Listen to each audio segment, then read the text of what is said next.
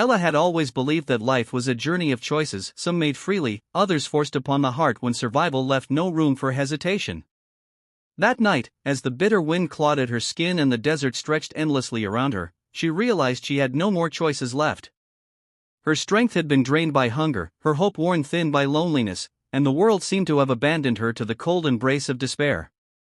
She stumbled barefoot across the sand, clutching the thin shawl around her trembling shoulders, searching for even the faintest spark of refuge. When she saw the dim glow of firelight flickering between the rugged silhouettes of the mountains, her heart leapt. Fire meant people, and people meant warmth. But people could also mean danger.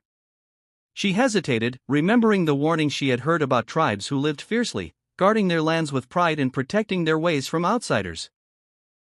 Yet as the biting wind cut deeper into her bones, fear gave way to necessity. She followed the firelight until she reached a small clearing where a lone Apache sat, tending his flames, his dark eyes reflecting the fire's glow like pools of ember. For a long moment, neither spoke. He looked at her with a stillness that unnerved her, as though he could see through the shawl, through her body, straight into her broken spirit. She lowered her gaze, her lips quivering as she whispered the words that felt like surrender. "I have nothing, nothing to give but myself. If you let me stay, I will belong to you. Just don't send me away. Please." She braced for cruelty, for rejection, for the hard laughter of a man taking advantage of weakness. But instead, the Apache simply studied her face, his silence carrying more weight than any words. At last, he said softly, "You are not a thing to trade for shelter. You are a life. And a life deserves a home." Ella's breath caught in her throat. She had expected a bargain. She had not expected compassion. The man, whose name she would later learn was Koa, moved aside and gestured toward the fire. "Sit. Warm yourself. Rest. This is not a prison, it is a home." In the days that followed, Ella discovered that his kindness was not fleeting. Koa shared his food with her, taught her to gather roots and berries, showed her where the streams ran pure and where the sun painted the rocks golden at dawn.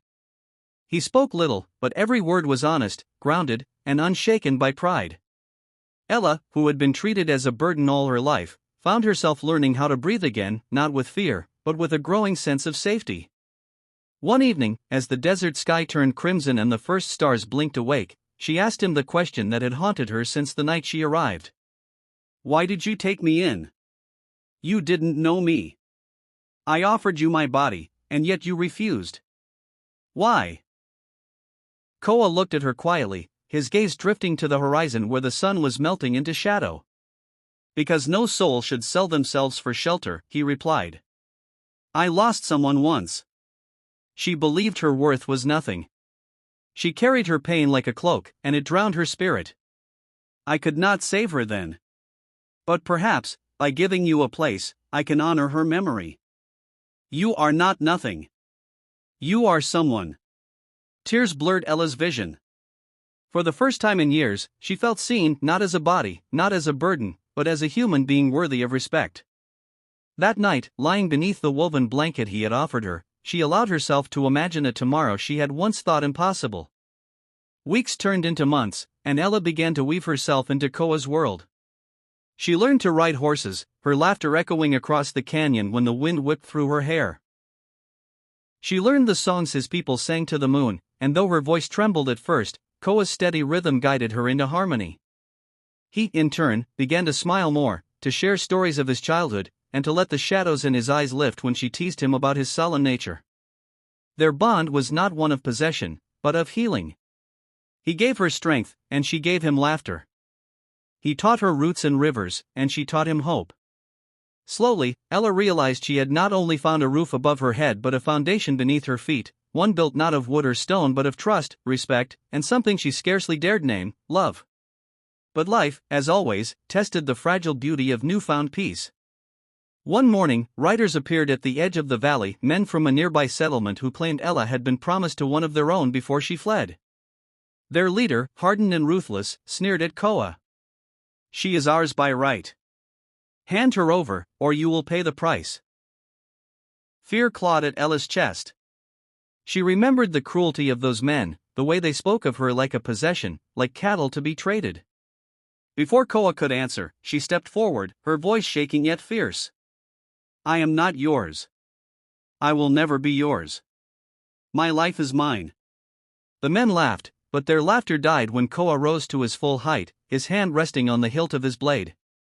His voice was calm, steady, but thunder lived within it. She came to me seeking shelter, not chains. And here she has found a home, not captivity. If you think to take her by force, you will find me standing in your way.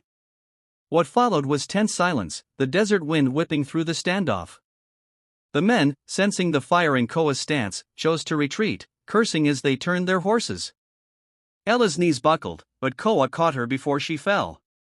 No one, he whispered firmly, will ever own you again. That night, Ella wept. Not from fear, but from the overwhelming realization that she was no longer alone in the world. She had offered herself as payment for shelter, believing her worth ended there, but instead she had been given something far greater, a home, a heart, and a future. Years passed, and the desert bore witness to the life they built together. Their small hut grew into a place filled with laughter, songs, and the scent of food shared by friends who came from near and far. Ella, once a wandering shadow, became a light for others who had lost their way, welcoming them with the same compassion Koa had shown her. And Koa, once a man bound by grief, found joy in the family they created, his heart no longer weighed by the past but lifted by the present. Ella would often stand at the doorway in the evening, watching the horizon blaze with colors, her hand resting on the frame of the home they had built. She knew now that survival was not just about finding shelter from the storm. It was about finding the people who turned storms into seasons of growth. Her journey had begun in desperation, but it had led her to something extraordinary. She had not been saved by charity or pity, but by the courage of a man who refused to see her as less than human. And through his kindness, she discovered the strength to reclaim her own dignity, her own voice, and her own destiny. The story of Ella and Koa was whispered among those who crossed the desert, a reminder that love does not begin with bargains but with compassion. And every time Ella told their story to the children who gathered around the fire at night, she ended with the same words, I offered myself for a night of shelter. Instead, he gave me a lifetime of love. And that is what makes a home. And so, in the quiet strength of two souls who refused to let pain define them, a truth was born that could carry through every desert, every storm, and every heart that longed for hope. Sometimes, what you think is the end of your road is only the beginning of your future.